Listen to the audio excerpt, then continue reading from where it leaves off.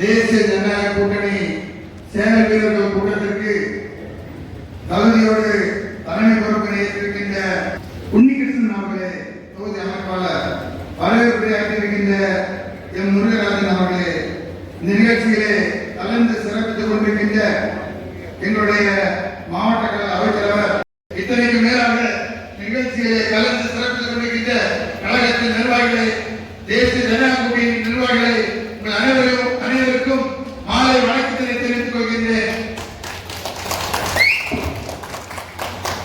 இந்த நிகழ்ச்சி சிறப்பாக நடைபெற்றுக் கொண்டிருக்கின்றது. உங்களுக்கெல்லாம் தெரியும், தமிழகத்திலே 23ஆம் தேதிக்கு பிறகு மாபெரும் மாற்றம் நிகழப்போகிறது. மக்கள் தமிழகத்தில் இருக்கின்ற இந்த ஆட்சியை தூக்கி எறிவதற்கு தயாராகிவிட்டார்கள். தமிழகத்திலே புரட்சி தலைவர் எடப்பாடி தமிழகத்தின் முதலமைச்சராக வர இருக்கின்றார்கள். இங்கே 10ஆம் சட்டமன்ற தொகுதியில் அண்ணன் ப. ரமேஷ் அவர்கள் வெற்றி வேட்பாளராக வெற்றி பெற்று அந்த 4ஆம் தேதி வெற்றி வேட்பாளராக அறிவிக்கப்பட இருக்கின்றார்கள். மக்கள் தயாராகிவிட்டார்கள். இங்கே இருக்கின்ற தமிழகத்திலே இன்றைக்கு இருக்கின்ற ஆட்சி பொய்யை சொல்லி மக்களை ஏமாற்றி ஆட்சியிலே இன்றைக்கு இருந்து கொண்டிருக்கின்றார்கள். சிந்தித்து பார்க்க வேண்டும். இன்றைக்கு என்னெல்லாம் சொன்னார்கள்? நீட் தேர்வை ரத்து செய்ய என்று சொன்னார்கள், கல்விக்கடன் ரத்து செய்ய என்று சொன்னார்கள், எண்ணற்ற திட்டங்களை சொன்னார்கள், மின்சாரம் மாணவர்களுக்கு மின்சாரம் கணக்கீடு செய்ய என்று சொன்னார்கள். எதையுமே செய்யவில்லை. மக்களை ஏமாற்றினார்கள். எப்படி சதுரங்க வேட்டையிலே பொய் சொல்லி மக்களை தங்கள் பக்கம் இழுப்பார்களோ அதே போன்று வீட்டுக்கு ஒருவருக்கு அரசு வேலை என்று சொன்னார்கள். நடக்குமா? வீட்டுக்கு ஒருவருக்கு அரசு வேலை? நம்முடைய மக்களும் நம்பி ஓட்டுட்டாங்க. இன்னைக்கு நிலைமை என்ன? சிந்தித்து பாருங்க. யாருக்கு ஒரு பஞ்சாயத்துக்கு ஒரு ஆளுக்கு வீட்டுக்கு தோணுன்னு வேலை கொடுத்தாங்களா? இல்ல. எதையுமே செய்யவில்லை. மக்களை ஏமாற்றி ஆட்சிக்கு வந்தவர்கள். இன்றைக்கு நிலைமை என்ன? இந்த மக்கள், தமிழக மக்கள் இன்றைக்கு தமிழகம் போதையின் பிடியே சிக்கி தடுக்கின்றது. இன்றைக்கு எங்கே பார்த்தாலும் கற்பழிப்பு, பெண்களுக்கு எதிரான வன்கொடுமைகள் செய்வது யார்? திராவிட முன்னேற்ற கழகத்தை சார்ந்தவர்கள். எங்கே பார்த்தாலும் கட்ட பஞ்சாயத்து. இந்த ஆட்சியை சிந்தித்து பார்க்க வேண்டும். என்னெல்லாமோ இப்போது போய் சொல்கிறார்கள். ஆனால் புரட்சி தலைவர் எம்ஜிஆர் அவர்கள் தமிழகத்தில் எண்ணற்ற திட்டங்களை தந்தார்கள். தமிழகத்தில் சத்துணவு திட்டம் புரட்சி தலைவர் எம்ஜிஆர் தந்தார். நான் அதிகம் பேச விரும்பவில்லை. ஒன்றை ஒன்று கேட்க நீங்கள் இதை கேட்க வேண்டும். புரட்சி தலைவர் எம்ஜிஆர் எதற்காக சத்துணவு திட்டத்தை கொண்டு வந்தார் என்று சொன்னால், அந்த சத்துணவு சாப்பிடுவதற்காக பெற்றோர் பிள்ளைகளை ஸ்கூலுக்கு அனுப்பினாங்க.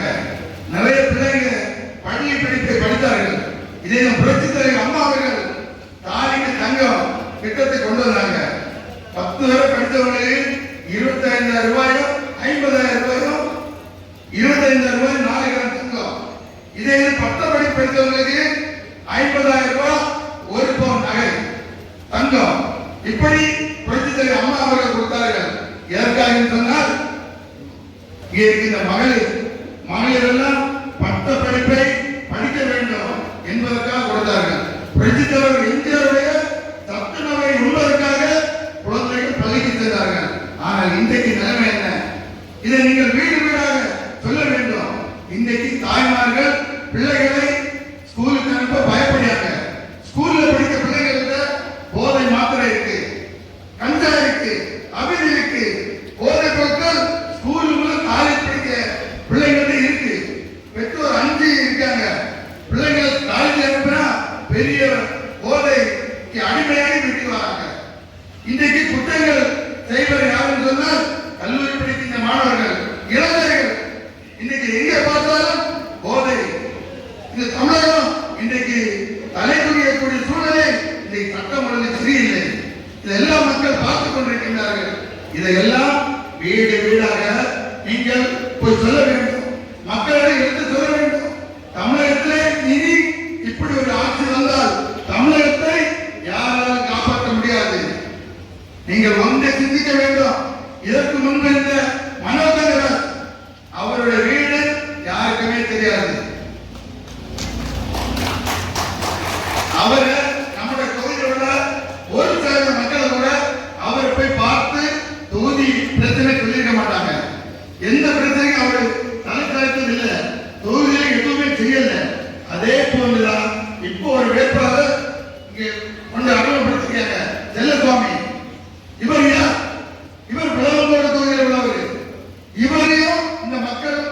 சந்திக்கவே முடியாது.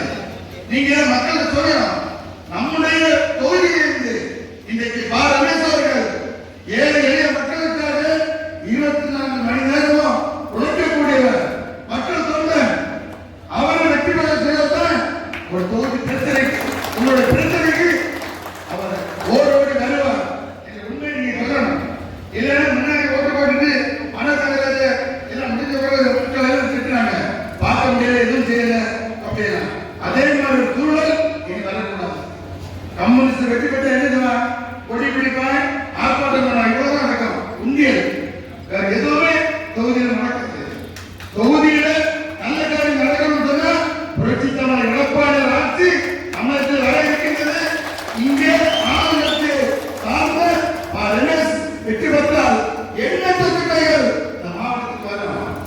இதை நீங்க சொல்லணும், வீடு வீடாக சொல்லணும், வீடு வீடாக எடுத்து செல்ல வேண்டும். மக்கள் தயாராக இருக்கிறார்கள்.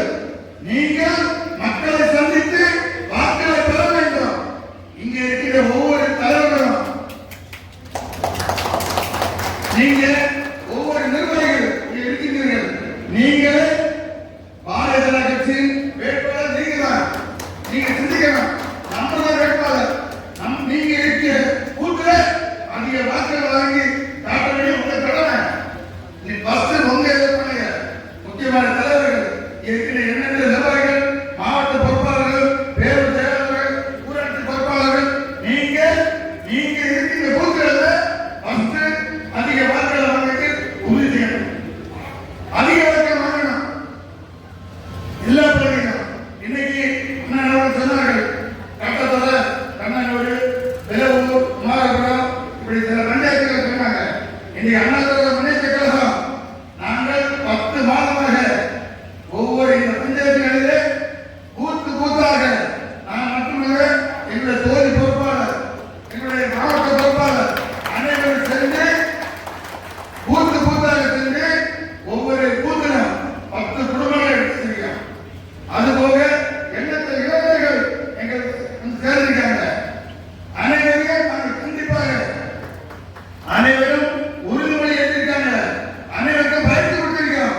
கண்டிப்பா புரட்சி தலைவர் எடப்பாடியார் எந்த சின்னத்தை சொன்னாலும் வாக்களிக்க தயாராக இருக்கிறார்கள். அவர்களுக்காக வேலை செய்ய தயாராக இருக்கிறார்கள். பாரதிய கட்சி தாமரை சின்னம் வெற்றி பெறும், தாமரை வெற்றி பெறும், தாமரைக்கு வாக்கு கேட்டு உங்களுடைய பிள்ளைகள் செல்ல தயாராக இருக்கிறார். ஆகவே இனி வெறும் 10 நாள் தான் இருக்கு. இந்த 10 நாளும்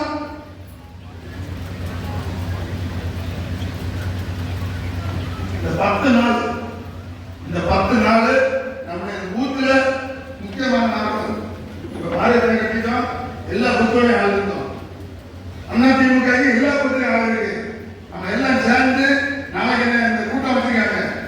இதுல வாரவங்க நீங்க சொல்ல வேண்டியது, தேர்தல் முடிவு வர 23ஆம் தேதி வரை நீங்கள் கட்சிக்காக உண்மையாக உழைக்க வேண்டும். என்ன காரணம், எல்லாருக்குமே வீட்டு பல பிரச்சனைகள் இருக்கும். கல்யாண வீடு இருக்கும், சொந்தக்காரங்க இருப்பாங்க.